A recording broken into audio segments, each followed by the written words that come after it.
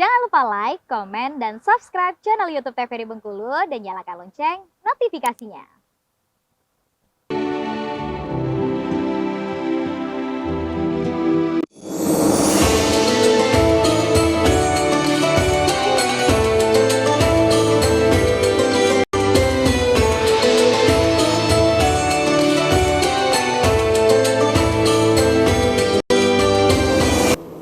Baik, terima kasih pemirsa Mati di Mutiara Kalbu TVRI Bengkulu, tentunya dengan tema kita hari ini mengenai ciri-ciri orang munafik, dan dengan ibu-ibu dari Majelis Taklim Forum Villa Surabaya, dan juga narasumber kita ada Ustazah Yusnelma tentunya. Kita berikan sedikit waktu kembali tentunya untuk Ustazah memberikan sedikit, karena tadi terpotong ya Ustazah ya. Masih ada yang belum tersampaikan dengan baik tentunya, disilakan Ustazah. Nanti akan langsung kita kasih kesempatan untuk ibu-ibu bertanya. Baik, mari kita lanjutkan mengenai pembahasan kita sebelumnya mengenai tentang pembagian munafik ya, pembagian nifak atau sifat-sifat munafik ini seperti apa. Jadi munafik terbagi menjadi dua bentuk, yaitu ada munafik secara i'tiqadi, secara keyakinan. Jadi sifat-sifat nifak atau sifat munafik ini dalam keyakinan.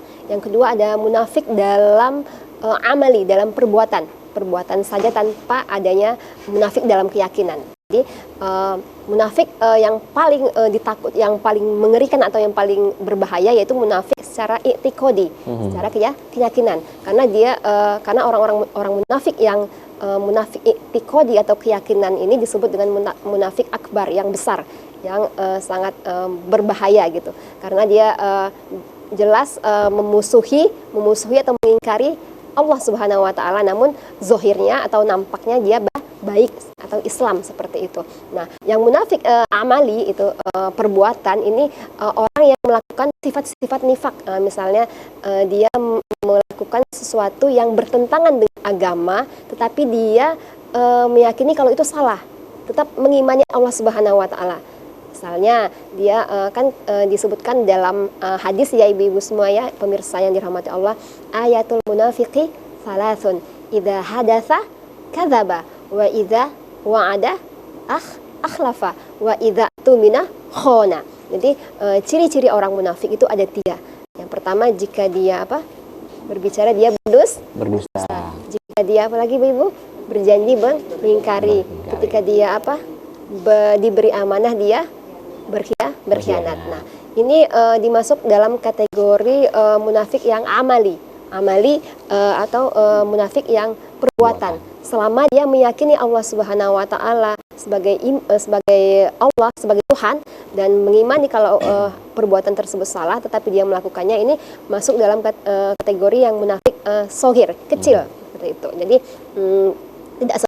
tidak serta-merta orang yang melakukan munafik amali ini dia keluar dari Islam, tidak, tetapi munafik yang keyakinan, yang mengingkari Allah Subhanahu wa Ta'ala dan menampakkan kebaikan, keislaman, manis mulut ya, atau orang tersebut tentang Islam, atau menunjukkan kalau dia Islam tapi dia mengingkari Allah Subhanahu wa Ta'ala sebagai Tuhannya, ini mengeluarkan dia dari Islam, dari agama tersebut. Allah Subhanahu wa Ta'ala berfirman dalam ayatnya yang mulia, a'udzubillahi minasyaitonirrajim, bismillahirrahmanirrahim, innal munafiqina fid darkil asfali minan nar. Sungguhnya orang-orang yang bersifat munafik i'tiqadi ya, yang melakukan permusuhan atau pengingkaran kepada Allah Subhanahu wa Ta'ala, itu mereka tempatnya adalah di neraka yang paling bawah, istilahnya di kerak-kerak neraka. Jadi kalau kafir kan di neraka, tapi kalau orang munafik di kerak-keraknya neraka. Nauzubillah ibu ya. Nauzubillah misalnya. Seperti itu Kak Fahmi. Baik, terima kasih untuk Ustazah tentunya untuk penyampaiannya. Kita akan langsung saja menuju ke ibu-ibu dari Majelis Taklim Forum Villa Surabaya ya. Sudah siap Bu dengan pertanyaannya? Sudah siap?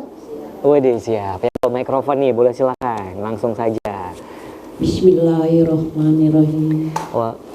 Assalamualaikum warahmatullahi wabarakatuh. Waalaikumsalam warahmatullahi wabarakatuh.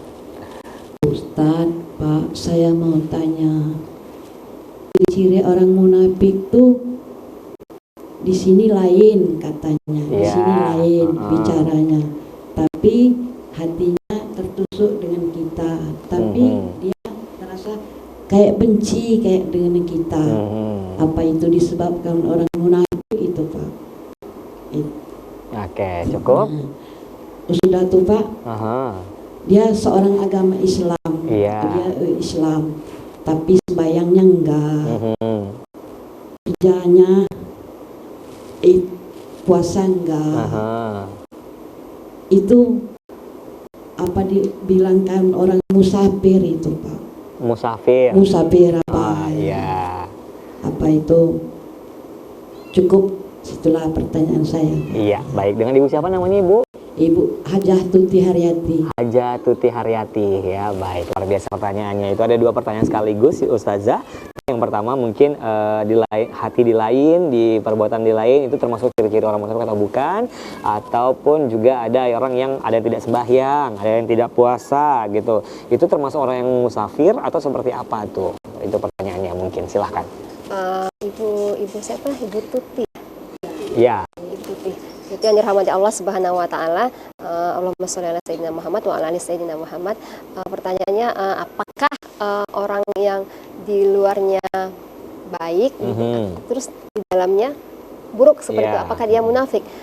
Sebenarnya kita tidak bisa langsung menjustifikasi ya orang tersebut apakah dia munafik atau enggak, karena munafik ini atau penyakit nifak ini, penyakit zahir berbeda, batin yang berbeda, itu bertentangan, itu perbuatan amal hati yang tahu itu hanya orang tersebut. Itu kan amalan hati. Tapi kalau amalan zahir, dia sholat, dia puasa, itu kan nampak amalannya kan Kak, amalannya jasmani, fisik nampak. Tapi kalau misalnya amalan hati, itu orang tersebut yang tahu gitu. Mungkin kita bisa merasakannya ya, kita punya perasaan atau insting gitu. Orang ini baik atau enggak sama saya atau seperti apa gitu kan, kita bisa merasakan biasanya Kak ya. Atau kita bisa merasakan, oh dia ini tapi jangan sampai juga kita suuzon gitu. Jangan sampai kita suuzon, karena sebagai orang Islam kita harus mengedepankan husnuzon. Berbaik sangka. Yang dikategorikan munafik ini adalah ketika seseorang tersebut tadi yang disebutkan dalam hadis, ketika dia berbicara dia berdusta. Kita bisa mengidentifikasinya dengan apa? Misalnya dari perbuatannya dia mengatakan nauzubillah, ya ini sebenarnya nasihat untuk diri saya pribadi dan untuk kita semuanya. Ketika kita mengatakan sholat itu wajib, sholat itu utama tiang agama, tetapi yang mengatakan tidak sholat malas-malasan gitu. Nah itulah yang disebut dengan sifat nifak tadi, memunculkan sifat munafik dalam diri kita. Kita mengatakan, ayo ini misalnya berpuasa di bulan Ramadan, tapi yang mengatakan sendiri dia tidak berpuasa seperti itu, dia malas-malasan, dia terpaksa. Nah itu juga malas itu pun dia berpuasa atau malas beribadah, malas sholat, tetapi dia menyerukan untuk kebaikan, itulah yang disebut dengan munafik seperti itu. Bisa dipahami ya ibu ya, ibu Tuti dan kita semua. Jadi kita tidak bisa langsung serta-merta menjustifikasi atau menjudge seorang tersebut munafik gitu. Karena kita harus mengedepankan husnuzon, tetapi amalan yang Islam tuntun, yang diperintahkan tetapi dia tidak laksanakan, itulah yang bisa menimbulkan sifat munafik dalam diri. Oke. Mungkin terakhir jawaban mengenai yang namanya ini mungkin pemahaman tentang musafir.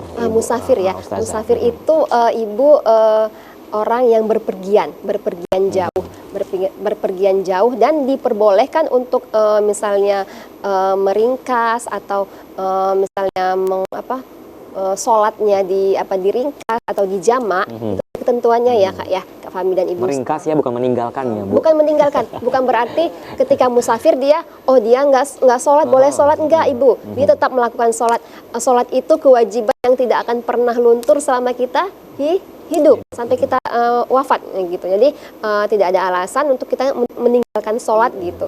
Orang musafir itu adalah orang yang berpergian jauh, yang diperbolehkan dia untuk menjamak atau mengqosor sholat, menggabungkan atau meringkas sholat. Nah, ada ketentuan untuk dinamakan musafir yang boleh menjamak ataupun meringkas sholat itu perjalanan lebih dari 80 kilometer kan, berarti kilometer. Jadi mungkin kisaran 1 hari ya, ada ya Kak ya sehari. Nah, mungkin seperti itu ya, antara 80 km. Itu kita diperbolehkan untuk meringkas ataupun menggabung sholat. Bukan berarti kita boleh meninggalkan sholat, boleh meninggalkan puasa, enggak. Nah, namun ketika orang musafir lebih dari 80 kilo tadi, dia melakukan perjalanan, nah dia diringankan oleh Allah Subhanahu wa taala untuk tidak melakukan puasa. Boleh menggantinya di hari yang lain. Nah, sebagaimana Allah berfirman ya dalam surah Al-Baqarah 185 gitu. Jadi diperbolehkan untuk mengganti puasanya di hari yang lain, tetapi untuk sholat tetap wajib di jamak ataupun di qashar seperti itu. Baik, itu dia untuk jawabannya Ibu. Semoga bermanfaat dan kita akan lanjutkan kembali tentunya dengan pertanyaan berikutnya, tapi kita jeda iklan dulu ya. Tetap bersama kami pemirsa di Mitra Kalbu TVRI Bengkulu.